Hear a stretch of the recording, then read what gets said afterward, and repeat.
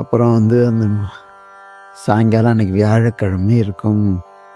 சன்னியானத்தில் வந்து கோயில் தரிசனம், தீவிட்டி தம்பிரான்கள் எல்லாம் ஓதுவார்கள் பாராயணத்தோடு.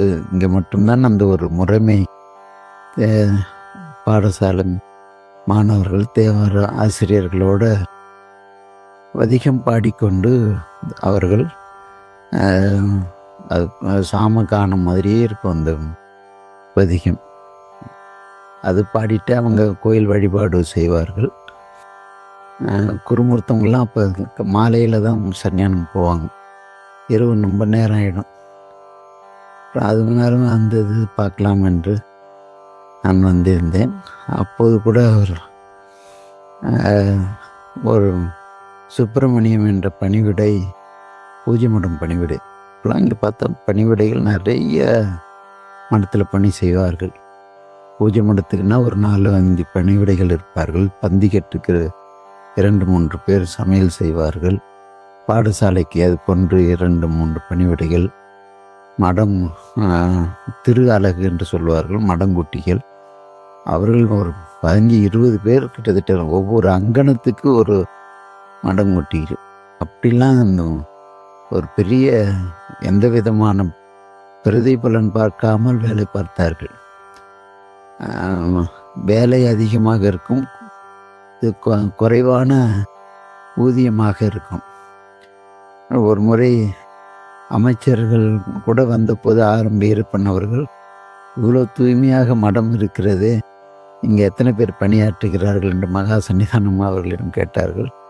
அப்போது கூட அவர் சன்னிதானம் சொன்னார்கள், மாதம் என்ன ஒரு 75 ரூபா இருக்கும், 2 கலம் நெல் இருக்கும், 3 வேளை 2 வேளை சாப்பாடு இருக்கும், பட்டு சாதம் கொடுப்பாங்க அப்படின்னு.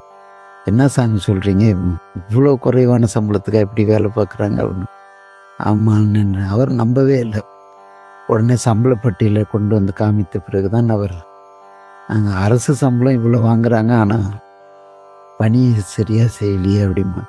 இதான் தெய்வீகம் அப்படின்னு சன்னியானம் ஒரு முறை சொன்னார்கள். அது போன்ற அந்த நிகழ்விலே சுப்பிரமணியம் அவர்கள், யார் தம்பி நீன்னு என்ன ஏதுன்னு கேட்டார்.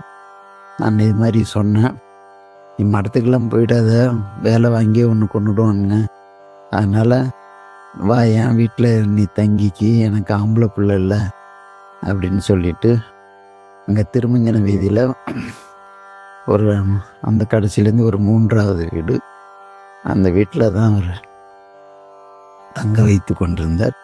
2 நாள்கள் அவரோடு நான் குருமூர்த்த பணி. ஆனாலும் ஒரு உணர்வு, மடத்தில் தான் வேலை பார்க்க வேண்டும் என்று என்னுடைய உடம்பும் இதையும் பார்த்தோன்னே அவர் நான் வெளியில் வேலைக்கு சேர்த்து விட்றேன்னு சொல்லி மயிலாடுதுறையில் கடைகளில் வேலை செய்தேன். அதுக்குள்ளே நான் இங்கே கோயிலுக்கு சன்னிதானம் வருகின்ற போது அப்போது நான் கும்பிட்டேன்.